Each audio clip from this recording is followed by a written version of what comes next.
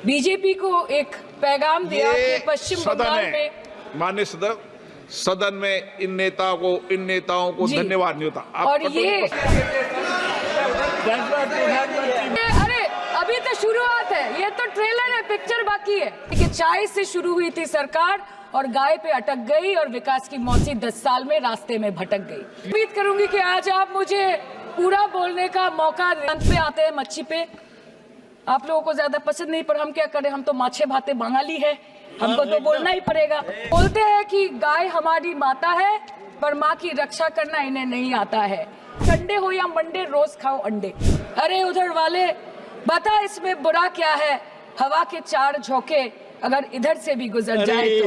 मोदी है तो मुमकिन है सोच के और अच्छे दिन के ख्वाब देख के बीजेपी को वोट दे रहा था। आज 10 साल बाद वो बोलता है कि मोदी है तो नामुमकिन है। बंगाली में हम एक बात बोलते हैं कि समय गेले साधन होबे ना। इसका मतलब यही है कि अगर समय चला गया तो साधना नहीं होगी, अगर भक्त रूठ गए तो आराधना नहीं होगी। और 3 से 303 से 240 के आंकड़े बोलते हैं कि इस बार जो आप चले गए तो दोबारा लौटने की संभावना नहीं हो। धन्यवाद अध्यक्ष महोदय, आपने मुझे बोलने का मौका दिया। मैं जादवपुर लोकसभा क्षेत्र से पहली बार चुनकर इस सदन में आई हूँ और मैं धन्यवाद देना चाहती हूँ मेरी लीडर ममता बनर्जी और अभिषेक बनर्जी का, और जादवपुर लोकसभा क्षेत्र के सारे वोटरों का जिन्होंने मुझे भारी बहुमत से जिताया और इस सदन में भेज के बीजेपी को एक पैगाम दिया कि पश्चिम बंगाल में माननीय सदन में इन नेताओं को धन्यवाद नहीं होता। और ये संदेश सर, ये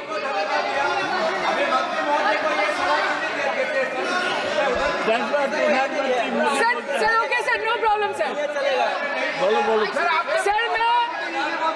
सर मैं धन्यवाद देना चाहती हूँ जादवपुर लोकसभा क्षेत्र के लोगों का जिन्होंने मुझे भारी बहुमत से यहाँ पे जिता के भेजा और ये पैगाम दिया कि पश्चिम बंगाल में नफरत की रणनीति और धोखेबाजी की राजनीति नहीं चलेगी।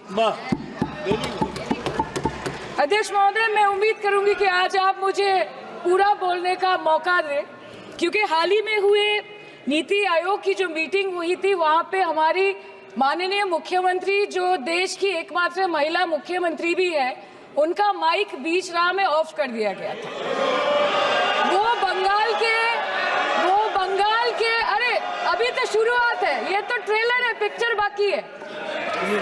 अध्यक्ष महोदय, मैं आपसे ये बोलना चाहती हूँ कि वो बंगाल के हक के लिए यहाँ पे सवाल उठाने आई थी, वो बंगाल के लोगों की बात रखने यहाँ पे आई थी, लेकिन उनका माइक ऑफ कर दिया गया। आपके माध्यम से मैं सदन में उपस्थित वहाँ जो बैठे हैं माननीय सदस्य, कोई भी नीति आयोग या कोई भी घटना को सर एक लाइन आपका डिलीट करेंगे सर, एक लाइन सर मैं यही बताना चाहती हूँ कि बंगाल के लोगों का गला घोटने का काम किया गया और उनकी आवाज को बंद करने का काम किया गया।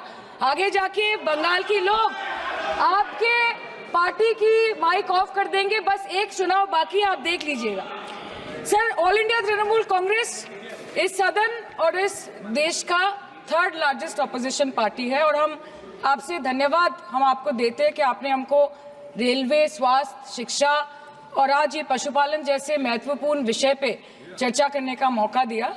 लेकिन तृणमूल कांग्रेस आगे जाके देश के हर महत्वपूर्ण मुद्दे पे बात करेगा, चाहे वो चीन का अनैतिक रूप से इस देश में प्रवेश हो या वो 700 से ऊपर आंदोलन जीवी किसानों की। माननीय सदस्य, आप पहली बार बोल रही हैं, मैं आपको हस्तक्षेप नहीं करना चाहता, लेकिन जिस अनुदानों की मांगों पर चर्चा सर अभी आ रहे सर नीट के घोटाले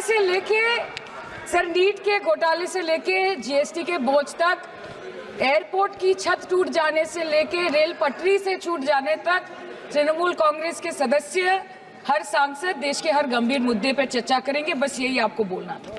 Respected sir, Mahamati Manush is the Magna Carta of the governance of West Bengal and our party, and I feel truly honored that today I've been given the opportunity to talk on a ministry which is intrinsic to the Mahamati Manush of the country. हमारे किसान अपनी मवेशी को, अपनी फसल को माँ की तरफ पूछते हैं, जिस खेत में वो हल चलाते हैं उस जमीन को नमन करते हैं। But does this major sector get support from the government?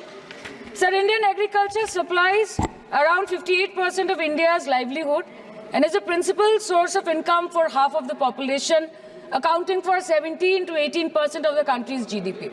70% of India's rural poor depend on livestock and farm animals. But does this sector get what it deserves? इसका जवाब अगर आप देश के किसान से पूछेंगे तो वो आपको यही बात बोलेंगे कि चाय से शुरू हुई थी सरकार और गाय पे अटक गई और विकास की मौसी 10 साल में रास्ते में भटक गई. Sir, exorbitantly high cost of cattle and poultry feed under the mismanagement of this sector by the current government and wholesale fodder inflation hovering between 25% to 28.6% in the last 2 to 3 years, it is a 9-year high. Sir, किसान खुद क्या खाएंगे? अपने परिवार के लोगों का खिलाएंगे? अपनी गाय भैंस भेड़ बकरी को क्या खिलाएंगे?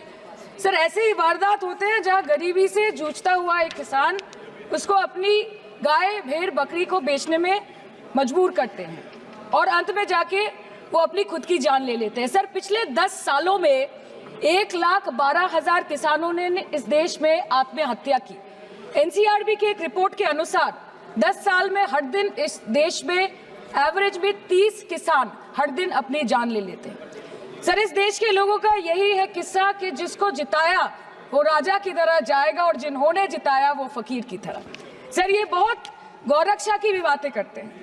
देश के लोगों को ये पता होना चाहिए that there is a fodder crisis in India and the union minister has himself stated in a written reply in Rajya Sabha that yes, the country is deficit in fodder. So it means that cows are dying without food in government-owned goshalas, especially the BJP-ruled state. 74,000 cattle had died at Panjrapols in Sundarnagar and Banaskantha district of Gujarat in the last 3 years. 200 cows were found dead in Madhya Pradesh's Shivpuri district. 173 cows allegedly died in a week in Chhattisgarh. And 74,016 cows had died in Hingonia Goshala in Jaipur during the previous BJP government in Rajasthan. तो sir, पहले खाना ही नहीं मिला, fodder crisis. फिर मिल भी जाए तो इतना महंगा कि किसान खरीद ही नहीं पा रहा है, फॉडर इन्फ्लेशन. और सर, खाना मिल भी जाए तो पशुओं की बीमारी. उससे मुकाबला करने के लिए इस सरकार ने क्या किया? The Parliamentary Standing Committee on Agriculture, Animal Husbandry and Food Processing presented its report which stated that 32.7 lakh cattle were infected by the viral lumpy skin disease across several states and a whopping 2.4 lakh cattle died within months. ये बोलते हैं कि गाय हमारी माता है पर माँ की रक्षा करना इन्हें नहीं आता है. अध्यक्ष महोदय, हम सब जानते हैं कि इस मिनिस्ट्री के अंतर्गत डेयरी भी आता है और भारत इस पूरी दुनिया में दूध के उत्पादन में नंबर 1 है, contributing to almost 24.46% of global milk production. But since the government has not been able to bridge the gap between demand and supply, it has successfully turned the country from being the largest producer of milk to an importer of milk. In the last 10 years, due to the stagnation in milk production, the gains of white revolution has been systematically whitewashed. The dairy farmers are forced to throw buckets of milk on the highway protesting against meager remuneration for their produce. And the price of milk, on the other hand, has increased by a massive 55% in the past 10 years. It was rupees 36 per litre in 2014 and now rupees 56 per litre in 2024. When this government came to power, the first thing the milk producing companies regulated by it did was to increase the price of milk by rupees 2 per litre. This was their revenge on the people of India for not providing a majority to the BJP. आम आदमी के दूध, छाछ, लस्सी, दही, पनीर पर 5% की GST, cream, condensed milk, मक्खन, घी पर 12% की GST और अमीरों के हीरो पर सिर्फ 1.5% की GST. सरकार उनको रिलीफ नहीं देती है जो विदेश में जाके मिल्क शेक और लाते की चुस्कियां लगाते हैं. ये सरकार उनको रिलीफ नहीं देती जो आम आदमी 2 पैकेट दूध खरीदने से पहले 10 बार सोचता है. सर, बचपन से हम सुनते आए थे कि संडे हो या मंडे रोज खाओ अंडे. India rank 2nd in egg production in the world. और अंडे का फंडा यही है सर कि भारत के बच्चों की किस्मत में महीने में एक अंडा नहीं मिलता. मिड डे मील के चलते हफ्ते में अगर एक आध अंडा मिल भी रहा था तो कहीं धर्म के नाम पे तो कहीं महंगाई के चलते उसे बंद करने की मांग उठ रही है. Sir, more than 50% children under the age of 5 suffer from chronic malnutrition in the country, and roughly 17% children are underweight, and yet most BJP-ruled states do not serve eggs in midday meal scheme. This is the example of Poshan Kal in India. Sir अंत पे आते हैं मच्छी पे। आप लोगों को ज्यादा पसंद नहीं, पर हम क्या करें, हम तो माछे भाते बंगाली है, हमको तो बोलना ही पड़ेगा। And not to forget that 2.8 crore fisher folk are employed directly in catching fish in the country, and millions are employed in the value chain of selling fish and aquaculture. India stands third in the world in the terms of fish production, contributing to 8% of global fish production, and ranked second in aquaculture production. The PM talks about blue revolution, but this government has allocated only 0.045% funds out of the total budget for the flagship scheme, Pradhan Mantri Matsya Sampad Yojana. Even after this meager allocation, they did not utilize 39% of the funds, and in 23-24, they did not utilize 24% of the funds allocated. और sir, भले ही सरकार को मणिपुर शब्द से allergy हो, but the fact remains that 1.5 years of lack of governance in the state has led to endangering of the fish species in India's largest freshwater body in Manipur, the Loktak Lake. So the government has to generate employment opportunities, investment in areas such as exports, post-harvest processing, and import substitution. It has to deal with adversities like overfishing, depleting of fish stocks, pollution, disease outbreak, destruction of habitat, and climate change. So my own parliamentary constituency has assembly constituencies like Baruipur, Shonarpur, Bhangor, which are heavily dependent on these sectors for livelihood.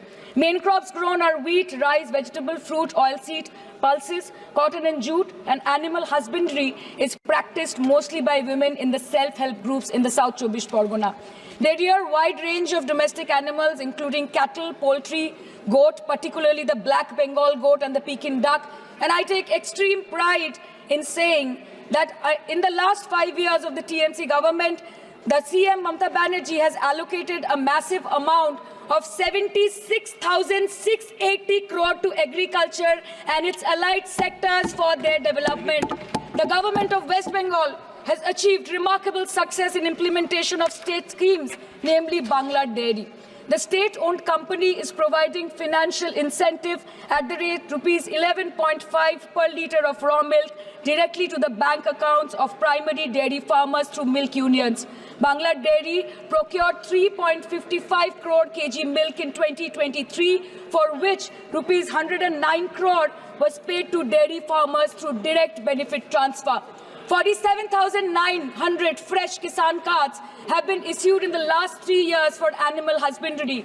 Up to 30th November 2023, rupees 393 crore was sanctioned to marginal animal rearers in the rural areas. Bangla Shosho Bima scheme, a fully state-funded scheme for crop insurance.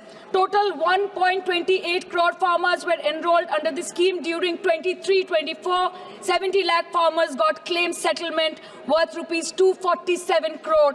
76,049 farmers are getting pension amounting to rupees 1,000 per month under Joy Bangla scheme. Super Bangla scheme was introduced in 2014 for ensuring remunerative prices for agricultural produce, integrating about 80,000 farmers and procuring about 100 metric tons of perishables daily. The annual turnover of this project is now rupees 106 crore. 77 new stores have been opened in financial year 23-24. 186 Krisak Bazars sub-market yards are running successfully, providing excellent marketing infrastructure for aggregation and ease of marketing. And to be mentioned that West Bengal is one of the largest cold storage capacities in the country at more than 87 lakh metric ton with 620 cold storages. New investment of rupees 239 crore is upcoming in this sector this year with an employment opportunity for nearly 20,000 people. अरे उधर वाले बता इसमें बुरा क्या है, हवा के चार झोंके अगर इधर से भी गुजर जाए तो. Now coming to the demands of pending funds from the government of India to West Bengal on animal husbandry and welfare. 50% of the central share, rupees 12.72 crore for financial year 23-24, being the recurring expenditure for mobile veterinary units, is pending with the government of India. Government of West Bengal requested for sanctioning an additional 126 MVUs for 24-25. However, it was regretted, citing want of funds. The proposed central share of 49.93 crore for financial year 24-25 for assistance to states for control of animal disease has not yet been released by the Government of India. Despite repeated persuasion, Department of Animal Husbandry and Dairying has not released the central share of rupees 10 crore for financial year 24-25 for various ongoing national livestock mission schemes, including the project for the establishment of Buck Semen Station in Horinghatta. ये तो बस इसी ministry से बकाया है बंगाल का। अभी दूसरी मिनिस्ट्री प्रक्रिया तो पता नहीं कहाँ पे जाके ये खत्म होने वाला है। मैडम, मैं बस ये कहना चाहती हूँ कि इस बीजेपी सरकार ने पिछले 10 सालों में इस देश के लिए क्या किया, उससे बड़ी तालिका बनेगी कि 10 साल में क्या क्या कर सकते थे पर किया नहीं। 2014 में जो किसान मोदी है तो मुमकिन है सोच के और अच्छे दिन के ख्वाब देख के बीजेपी को वोट दे रहा था, आज 10 साल बाद वो बोलता है कि मोदी है तो नामुमकिन है। शायद अभी वो किसान है भी नहीं। तो इसीलिए मैं बोलना चाहती हूँ कि समय बड़ा महत्वपूर्ण होता है अध्यक्ष महोदय और बड़ा बलवान। बंगाली में हम एक बात बोलते हैं कि समय गेले साधन होबे ना। इसका मतलब यही है कि अगर समय चला गया तो साधना नहीं होगी, अगर भक्त रूठ गए तो आराधना नहीं होगी। और 3 से 303 से 240 के आंकड़े बोलते हैं कि इस बार जो आप चले गए तो दोबारा लौटने की संभावना नहीं होगी। तो यही बोल के मैं अपनी बात खत्म करती हूँ। Thank you so much.